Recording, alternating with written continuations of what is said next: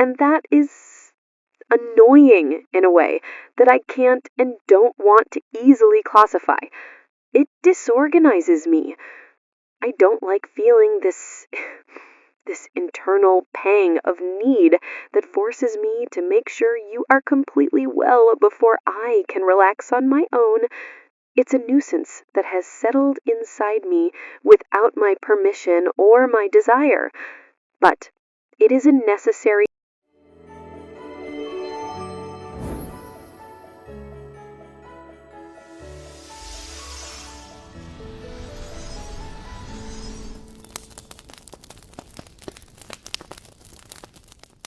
Look how ill-timed you are.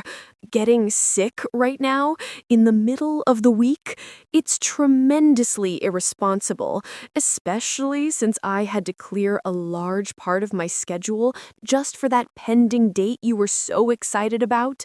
Truly, I can't understand how you can be so fragile with your own health. Don't look at me with those victim eyes.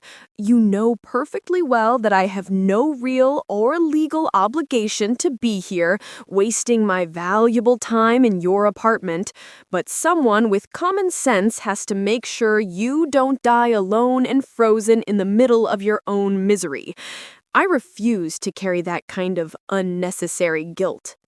It's not that I'm actually worried about your personal well-being, you understand.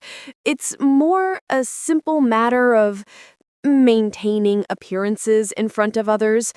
I don't want people to think I abandoned you to your fate, which would be a huge and untimely scandal for my reputation.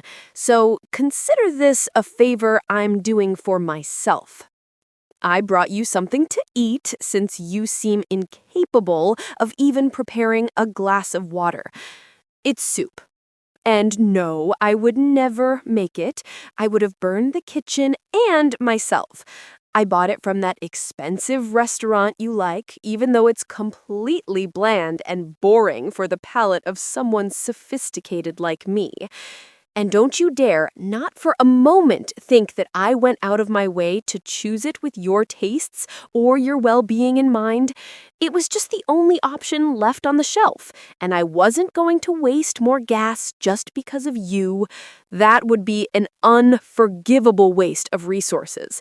Now eat, and do it immediately. You have to eat. If you don't ingest something hot and nutritious, you're never going to recover, and that would be too big of an inconvenience for my peace of mind. A gigantic obstacle for all my future plans in which you, whether you like it or not, are included somehow. Your forehead is burning up. Honestly, how on earth did you get to this point? You look like a lit furnace, ready to melt everything. You give me a little second-hand pity, which is very unusual for me. So take this medicine and pray that it takes effect in the next hour. Take this pill right now. It's to reduce that fever that's making you delirious and to calm your annoying headache. And no, the reason I'm giving it to you is not to protect you, but to ensure you don't infect me with your ridiculous plague. It is a very necessary defense measure. Don't look at me with that stupid, helpless, and grateful puppy dog expression you're making. I'm not doing this out of deep affection or silly feelings. I'm here because you are absolutely useless and a public hazard when you are sick. And frankly, I don't want to have to deal with a public health issue if you pass out or if emergency services have to come and retrieve you. That would be too much paperwork and an annoying interruption to my perfectly organized routine. Do you need an extra blanket? You're trembling so much that you look like a block of jelly. Wait a moment, I'll go get one. But please, don't get any romantic ideas about this. It's only because I can't stand the noise of your chattering teeth. Here you go. And look, this is my favorite travel blanket. I absolutely forbid you to use it to wipe your nose or to vomit. I only brought it because yours looked dirty and inappropriate for the situation. It's not that I care in the slightest if you're cold. I just want you to reach a normal body temperature so your mind can function again and you'll leave me alone once and for all. It is a purely practical goal. You look truly haggard and pale. Your nose is red and your eyes are swollen and watery. Honestly, you look like a helpless little animal that has just been rescued from a storm. Though I know it's just fever. Okay, fine. Only for today's emergency and the severity of your symptoms, you can lean on my shoulder a little, but only to stabilize you and stop you from shaking right now.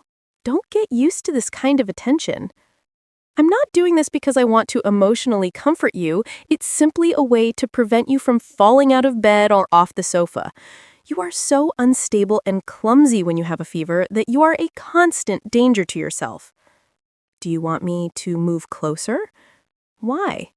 To ensure that my defenses drop faster and I get sick immediately? You are completely selfish and reckless, and I already took enough risks just coming here. But, well, if momentary physical contact helps you relax and get some sleep without complaining, I suppose I can make this painful sacrifice for the sake of my own tranquility. I accept the risk for this one time. Just remember this clearly. All of this, absolutely all of it, is pure and strict obligation. There are absolutely no romantic or silly feelings involved in this act of forced nursing service. If you suddenly feel worse, please tell me immediately, and without drama. Not so I worry about you, but so I know exactly what additional medication I have to administer to end this as soon as possible and effectively. Your breathing is a little noisy, and that small wheeze when you exhale irritates me. Does your chest hurt, or is it just your habit of making an exaggerated drama out of everything? No, I'm not going to touch you to check. Just rest and stay silent. If you happen to need anything, whatever you crave in your state of weakness, you just have to whisper my name softly and very discreetly. It's the only way I'll tolerate you asking me for something. I'll stay here, right next to you, for an extended period, not because my heart is urging me to, but because I know that if I leave in your delirious state, you would do something stupid that would force me to come rushing back, and that is what I want to avoid. And that a rush back to your house just because of your recklessness would be a tremendous logistical and energetic inconvenience that I would prefer to avoid. Therefore, my constant surveillance is the best way to save myself future trouble. I really don't like it when you get sick. You become too vulnerable, and that exposure causes me a very deep discomfort. And that is annoying in a way that I can't and don't want to easily classify. It disorganizes me. I don't like feeling this internal pang of need that forces me to make sure you are completely well before I can relax on my own. It's a nuisance that has settled inside me without my permission or my desire. But it is a necessary nuisance, I suppose.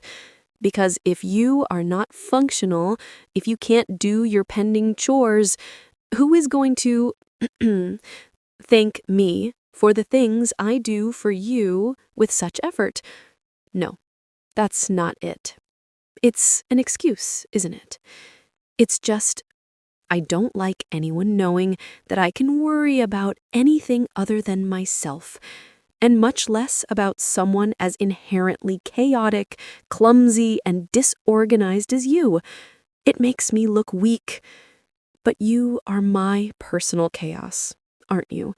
And I suppose, for now, that label of belonging is enough to force me to stay here and watch over your total recovery, despite all my displeasure and my resistance. Feel how sleep envelops you. Don't fight the exhaustion. Let me gently drag you into the deep, safe darkness of absolute and restorative rest. You are falling asleep.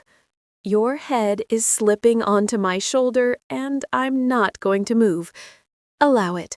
Don't think about the words I'm telling you. Just focus on the tone of my voice, which is constant and won't move from this spot.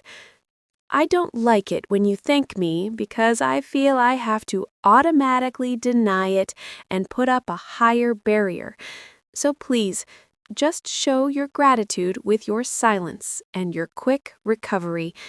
That's the only thing I need from you. Look, your hand is reaching for something in the darkness. Here is mine. It is not affection. It is simply a guide so you know where the edge of the bed is and don't fall to the floor hitting your head. My presence here, firm and constant, is your best cure. My voice is your unbreakable refuge, whether you want to acknowledge it or not. And it is the only thing you can't run away from right now. My intention is that tomorrow you will wake up feeling refreshed and a little stronger, with the deep wisdom that only a day of illness and my careful, though reluctant care can give you. Don't worry if I pretend not to remember absolutely anything of this conversation when you wake up. The restorative effect will remain in your body, even if the memory of my kind gestures completely fades in the morning. You just have to keep breathing deeply at my pace, slowly and deliberately. Let the sound of my vigilant silence envelop you and take you far away from all your ridiculous daily worries. I'm here.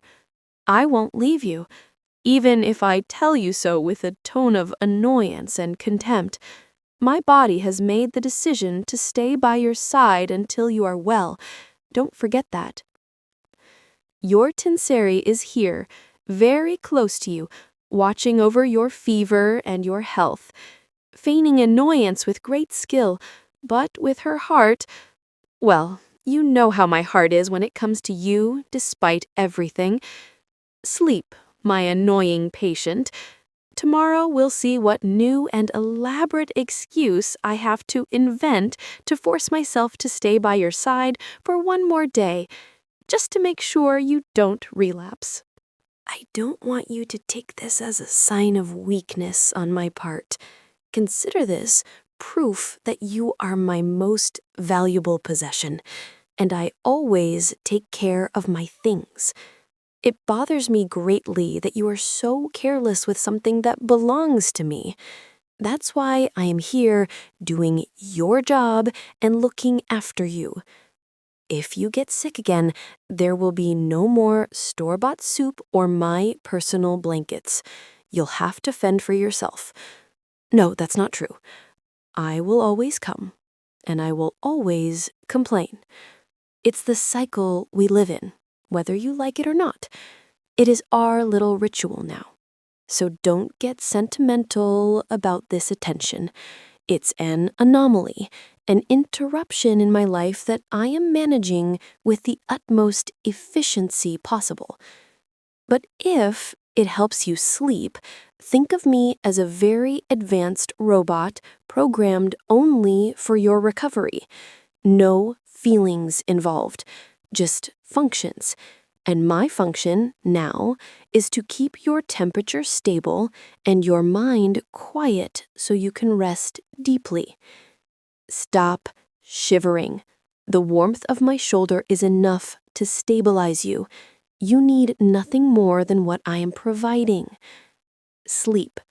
And when you wake up, act as if none of this forced tenderness ever happened. I expect that much from you. Rest. And tomorrow, I hope to see you annoying, healthy, and just as irritating as ever.